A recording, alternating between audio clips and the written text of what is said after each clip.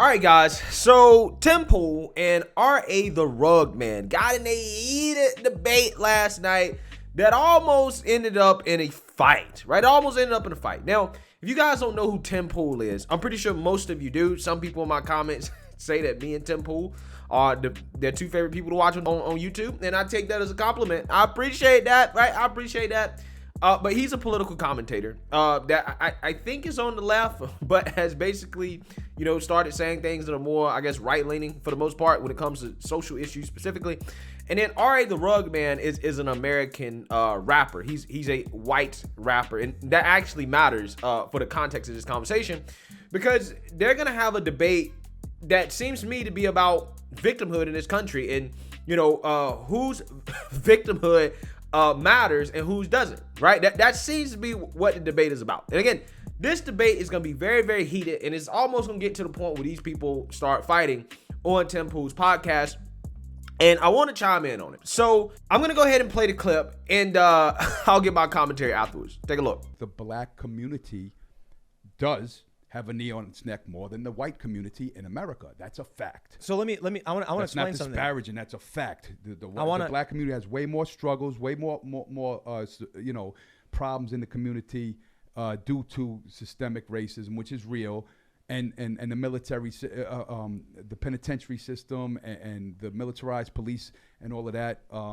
It's a different. I want to explain something in a little more detail that we were talking about in the show that I think didn't get fleshed out enough. So, and I'll preface it by saying I do not believe I face more discrimination than black people in this country. Yeah. What I can tell you is one of the difficulties in my life is people who grow up in a white suburb. Everybody's white.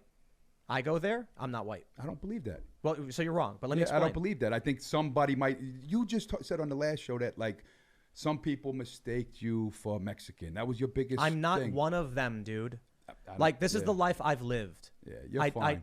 I'm not saying that I've got a boot on my neck. I'm saying you need to understand that there are people who have redneck area. If we go up to the truck stop up the block, nobody's looking at you like, get that guy. I didn't say they were. Yeah, but what I'm saying is if you put somebody else in there, they're looking at you funny. You're good. You go to the airport, they're not pulling you over because they No.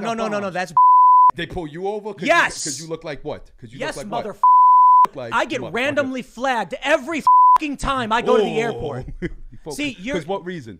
So if I know. Because you look like what? If I know, dude. You really heard because I get every single time I go, and you are a racist dude who says I couldn't possibly understand every time I go to the airport. I'm randomly screened. Oh, yeah. I think it's the every time. Yeah. I go to the UK, they put 4 S's. What are you screaming for? I'm screaming because what? When you're hurt that you're a white boy? I'm hurt because you're a racist. Yeah, there you go. And you have this arrogance and elitism that you know better than everybody, that you're the white savior, that you got to be in the struggle for the poor brown people. No, and I then didn't say every that. time. When No, I watch bro, your no, show, listen to what I have to say. When I say something like, when I'm being polite to you. Lower your voice first. When I'm being polite like a human. When I'm being polite to you, and then I say I deal with this problem, and then you laugh at me, dude. Yeah, I laugh sometimes. You're a racist. Yep, no, it's not racist. Yes, it is. We're talking dude. about systematic racism in America, and then you go, my struggle is this, to discredit the struggle of the black man and the black woman. I literally just said they have it worse than I do. I literally just said they have it worse than I do. That was the facade. That was the facade to not take away facade? From the yes, it was like admitting outright, saying straight up, bro. And your Jesse Smollett hoax. You made up this whole story about white supremacists coming to your house and saying, "Oh, the mixed couple," and throwing racist pamphlets at you, and you made up a whole Jesse Smollett thing. I've been and that's the takeaway from the struggle of the black man. It seems like we're blending between No, you're a racist prick. Here's my hour-long documentary about the black struggle in Ferguson. Oh yeah, great. Yeah. Oh great, $100,000 budget. Yeah. James Baldwin interviews with people on the ground to talk about what they've been through, and you have the nerve to come up to me and tell me my experiences don't matter when I'm fighting the fight. Stop screaming. First of all, talk to me like because I'm not that guy. Yeah, talk you are. Normal. You are. You actually are, dude. Yeah. You are that guy. I'm talking about. I'm not that guy. All right. Screaming at. Let's calm down. Gotta cut it, man. You think you can? I'm not that guy. You don't disrespect me. What did you do to me? Did you disrespect me? Nah, you start raising your voice to me like I'm some sucker. Did you laugh at? Yeah, laugh. Did you disrespect me? I was nice to you, bro. I was being nice. You start raising your voice to me like I'm your son. You raised your voice to me? Bro, I said I respected you. You wouldn't shut I the appreciated you. Raising your voice. I stopped when you told me to. You said lower your voice, so I lowered my voice. I told you I respected you coming. It was a good show. I said I respected you willing to admit when you got things wrong. Bro, I have put so much of my life into this. Look at this. I watch your videos. I already watched your video. No, I see your videos. You don't. No, I see your video. Yeah, you're gonna say, look, this is the non-racist thing. But meanwhile, you have videos promoting Derek Chauvin and acting like he was in the right. You have videos of that. You have videos of the other guy. You have videos of the other. You have videos of the other guy. Two guys. Armory.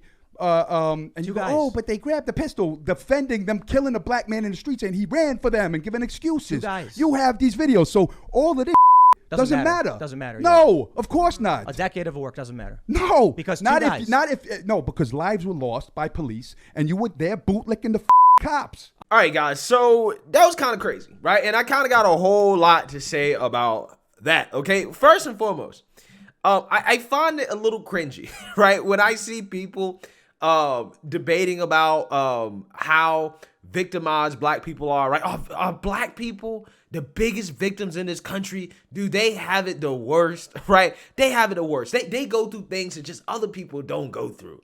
Okay, and because of that, you have to feel sorry for those people, right? You got to feel sorry for them, right? I hate that. I hate seeing those conversations, okay? Because I don't think about myself that way, all right? I don't think about myself as a victim.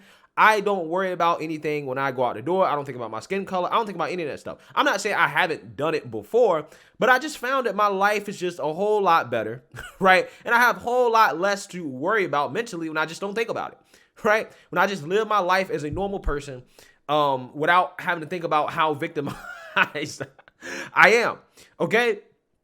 But see, the topic of this debate right here, like this conversation got off the rails when, Tim Pool, in response to R.A. the Rug Man, in which, Rug Man was basically talking about how victimized black people is, he said, well, this is my experience as a white person. When I go to the white neighborhoods, I'm not one of them, right? I guess Tim Pool is saying that I've experienced some kind of, I don't know, discrimination or victimhood or whatever, because, I don't know, maybe he's not an affluent white person. I don't know exactly what Tim is trying to say, but he's trying to say that I've had experiences where, I felt like I haven't necessarily been given a fair shot or treated the way I felt like I should be treated. Okay. And, the Rug Man here, R.A. the Rug Man, I think where it kind of goes off the rails is when you try to tell people that their experiences are not legitimate because of their race, right? And this is the thing that I try to tell people on my channel all the time about, people talking about the concept of white privilege, right? Most white people in this country, right? And you can correct me if I'm wrong, right? If you're white and you're watching this, correct me if I'm wrong. There are a decent amount of white people in this country that don't feel privileged, right? They don't feel like they have it any better than anybody else, right? They go through the same things that everybody else goes through on a day-to-day basis in terms of living life, or at least they feel that way, right? They feel that way because that is their lived experience, right? Everybody gets up in the morning, they go to work, right? For the most part, they work hard, they try to feed their families, they do what they got to do, okay? And nobody feels privileged and special for the most part. So when you tell people that you have privilege over other people, people are like, what are you talking about? I work hard just like everybody else, right? And that's 100% understandable. And we live in a time where you have people out there that, because they do kind of want to play white savior, they want to tell other people that, no, you have it better than everybody else, okay? You have it better than everybody. You have nothing to complain about. But see, this is why I don't really participate in conversations where we sit around and complain about victimhood and who has it worse. I don't really participate in those conversations because, quite simply, I'm not interested in those conversations because they don't add any value to my life. They just don't. Okay? So that whole conversation going off the rails over that, in my opinion, is kind of cringe. It is kind of cringe, especially, again, as a black person sitting here watching them argue about, a black people's, whose victimhood is more legitimate, right?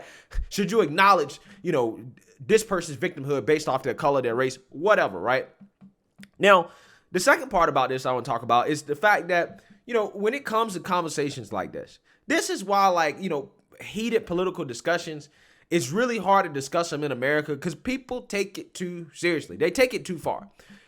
Two men should be able to have a conversation about something that, can be divisive, that they can have different opinions on, and not get mad at each other, not come to the point where you're trying to fight each other. Okay? It should never get to that point, right? Political discussion should never get to that point. Why is it that as a society, we just can't simply agree to disagree and move on, right? Okay, I don't agree with you, Tim. I think that black people have it worse, and I think that you're discounting their experience by trying to talk about your experience. And, I feel like you're wrong, but that's okay, right? It's okay, right? He doesn't have to go as far as to discount Tim Pool's experience, try to act like Tim Pool isn't acknowledging the so-called black struggle, which he is, because Tim says he made a documentary about it. Okay, and Tim said multiple times that he thinks that black people have it worse than he does. And then get up and try to threaten to, to fight, I guess, because Tim, basically, he gets a little mad and testy himself because R.A. the Rug Man is discounting his experience, his lived experience. And with that being said, I low-key kind of feel like Tim started it because Tim really didn't have to start cussing and getting all mad and stuff because R.A. the Rug Man, discounted his lived experience or whatever.